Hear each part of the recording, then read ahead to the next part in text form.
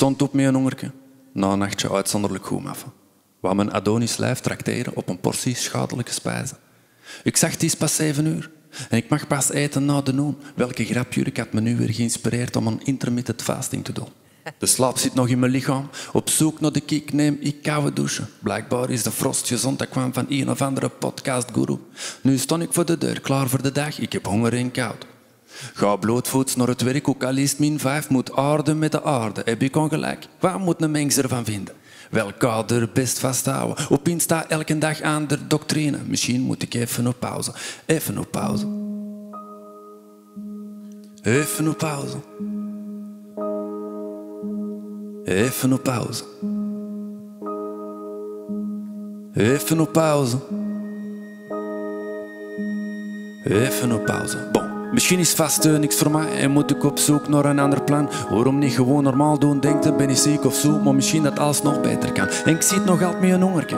Kan een dieet het maken? Van vegetarisch naar veganistisch naar blozende kaken in de rij bij de slager. Of wat denkt u van een mediterrane? Tomatje, olijfolie, zonnestralen. Vet of koolhydraatarm weet nog altijd niet wat ik best van mijn bord weg kan laten. Keto. Zolang ik maar eet toch, zoals je zegt, honger en dorst, paleo. Ik ben die nulbewoner die niet weet hoe spreekt het uit.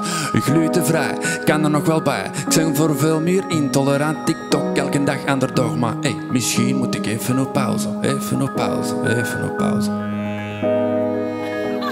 Even op pauze. Even op pauze.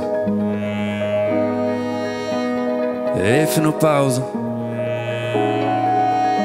Heel even.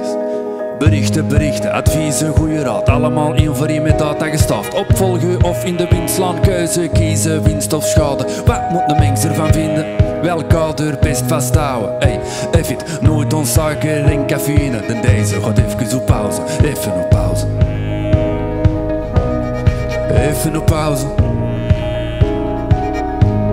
Even op pauze.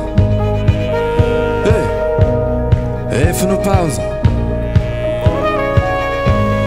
Even op pauze. Even op pauze. Even op pauze. Even op pauze.